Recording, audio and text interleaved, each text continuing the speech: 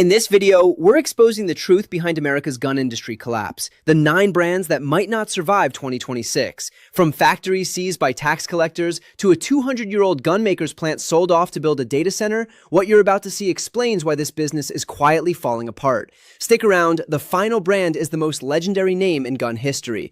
Let's expose what's really happening. Number 9, Atlanta Arms. Down in Covington, Georgia, a company called Specialty Cartridge built its name loading ammunition for handguns and rifles under the Atlanta Arms label. For years, it was a reliable name on gun shop shelves across the Southeast. Then, on May 7, 2025, the company filed for Chapter 11 bankruptcy protection. The court filing told the real story. Atlanta Arms owed the Italian ammunition giant Fiocchi more than $421,000. It owed a fastener supplier called Grandeur Fasteners that exact same amount.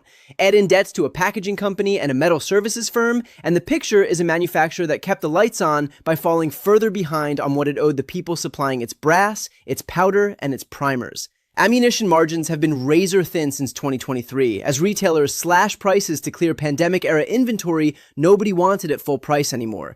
Atlanta Arms is still technically operating while it reorganizes. Chapter 11 buys time, not a guarantee. Creditors still have to agree to a repayment plan, and in an industry where distributor shelves are still working through a stockpile built up over the last 2 years, that agreement is getting harder to reach. Number 8, Live Free Armory. Central Florida Firearms, LLC, the company behind the Live Free Armory brand, filed for Chapter 11 bankruptcy in September of 2025. The numbers in that filing are brutal. The company listed roughly $12.7 million in liabilities against just $5.2 million in assets. That means for every dollar Live Free Armory owned, it owed more than $2 to somebody else. In an industry where retail traffic slowed through most of 2025 and distributor shelves stayed stacked with unsold inventory, that gap between what you owe and what you own is exactly how a firearms retailer ends up in bankruptcy court instead of celebrating another year in business. Live Free Armory built its reputation as a modern gun shop chain catering to first-time buyers and concealed carry permit holders. But reputation doesn't cover a debt load 2.5 times the size of what you actually have. Live Free Armory isn't alone. Multiple firearms retailers and indoor ranges filed for bankruptcy protection in 2025 alone. A sign the squeeze isn't just hitting manufacturers, it's hitting the stores trying to sell what those manufacturers make.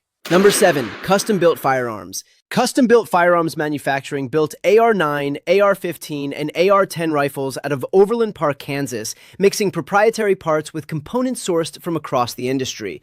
In 2023, the Bureau of Alcohol, Tobacco, Firearms, and Explosives revoked the company's dealer's license, accusing it of failing to comply with federal firearms regulations.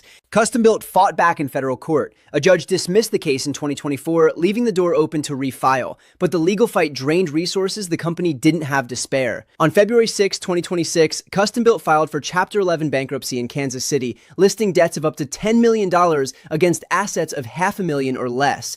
A multi-year fight with federal regulators is the kind of thing a company with deep pockets can survive.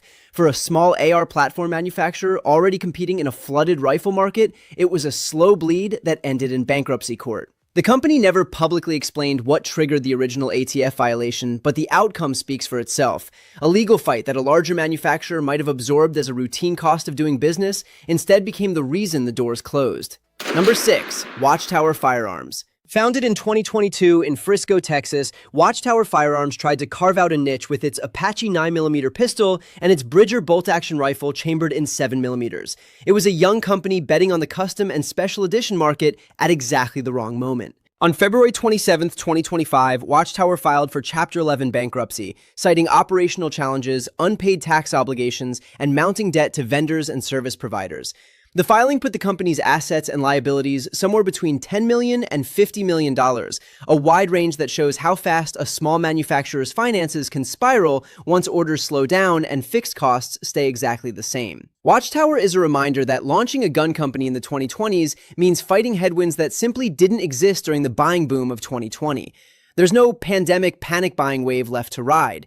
New entrants built business plans around 2020 level demand that simply isn't coming back, and that miscalculation is proving fatal for companies with no financial cushion to fall back on. Number 5, gunbroker.com. Outdoor Holding Company, the parent of the online marketplace gunbroker.com, spent 2024 dealing with an accounting scandal that forced the company to restate its financials and rattled investor confidence.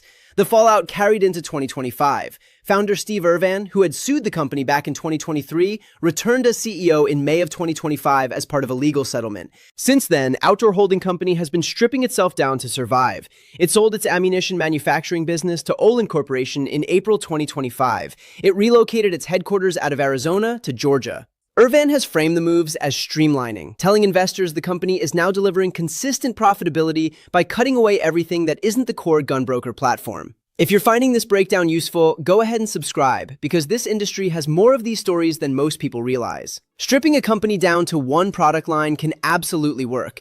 It can also be the last move a company makes before there's nothing left to sell off. For Gunbroker, the difference shows up in whether next year's earnings call sounds like a turnaround or another retreat. Number 4. SCCY Firearms. SCCY built its name on one idea, a reliable 9mm pistol that ordinary people could actually afford. Founded in 2003 by mechanical engineer Joe Roebuck, the company's first gun, the CPX-1, hit shelves in 2005. By 2022, SCCY had climbed into the top 10 of domestic pistol manufacturers by volume, a genuine budget brand success story. Then it fell apart fast. On March 11, 2025, the Volusia County Tax Office in Florida seized the equipment inside SCCY's Daytona Beach factory over more than $249,000 in unpaid property taxes. Notices went up on the building itself, warning that moving any of the machinery would be a criminal offense. SCCY filed for Chapter 11 bankruptcy on August 1st, listing debts to its landlord, Centerpoint Business Park, of nearly $600,000, along with hundreds of thousands more owed to Volusia County and other creditors. By the time the dust settled, SCCY had reportedly shut its doors entirely. A company that once represented the affordable end of American gun ownership couldn't keep its own factory running. Number 3. Colt. Colt is owned by Colt CZ Group, a publicly traded company that, as a whole, is actually doing fine. Its ammunition division is thriving. Its check-made CZ pistols are growing. But inside that same company, the historic Colt brand itself is in serious trouble. In 2025, Colt-branded firearms sold in the United States fell from 262,000 units the year before down to 175,000, a drop of roughly 33% in a single year. Colt CZ's own investors were told plainly that the Colt business was the weakest performer of the group, dragged down by a slower American commercial market and delays rolling out new models. This is the same Colt that armed the Old West, the same Colt that put the M16 in the hands of American soldiers in Vietnam. In 2025, its home market bought a third fewer of its guns than it did the year before. The parent company can absorb that. The 190-year-old Colt brand itself is a different story. Number 2. Sturm Ruger & Company. Ruger is one of the biggest names in American gun manufacturing, traded on the New York Stock Exchange and the maker of the Ruger, Marlin, and Glenfield brands out of Southport, Connecticut. For 2025, the company posted net sales of $546.1 million, basically flat compared to the year before. But underneath that flat top line, something broke. Ruger swung to a net loss of $4.4 million for the year, its first annual loss in recent memory, a sharp reversal from the $30.6 million it earned in 2024. Gross margin collapsed from 21.4% down to 14.9%. The company posted a full-year operating loss of $12.3 million compared to $31.7 million in operating income just 12 months earlier. Part of that came from a $17 million inventory write-off as Ruger discontinued underperforming product lines, plus startup costs at a new facility in Hebron, Kentucky. Ruger has cash in the bank and still pays a dividend, so nobody is calling this a bankruptcy story.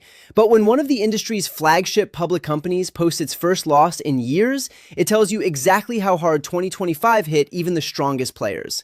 Number 1. Remington. No brand tells the story of this industry's collapse better than Remington. Founded in 1816, it's the oldest gun maker in America, the company that armed generations of hunters, soldiers, and police officers. After the Sandy Hook Elementary School shooting, Remington faced a lawsuit from victims' families that ended in a $73 million settlement in 2022. Following 2 separate bankruptcy filings, one in 2018 and another in 2020, the company's assets were sold off in pieces. What survived became Rem Arms, operating out of the same Ilion, New York factory that had built Remington Remington Firearms for 2 centuries straight. That ended in March of 2024, when Remarm shut down the Ilion plant for good, laying off roughly 300 workers and closing a facility that had run continuously since before the Civil War. The property sold in 2025, and by April of 2026, reports confirmed the plan for what comes next. Not a gun factory, a 250,000 square foot data center built to power artificial intelligence instead of building rifles. The birthplace of the American gun industry is being converted into server racks. If that doesn't tell you where this business is headed by the end of 2026, nothing will. 9 brands, 9 very different reasons for the same underlying problem. Inventory nobody wants at full price. Tariffs squeezing margins on steel and imported parts. A buyer pool that spiked in 2020 and has been shrinking every year since. Some of these companies will restructure and come out leaner. Some, like SCCY and Watchtower, already appear finished. And some, like Colt and Ruger, are proof that even the biggest names in the business aren't immune to a market this brutal.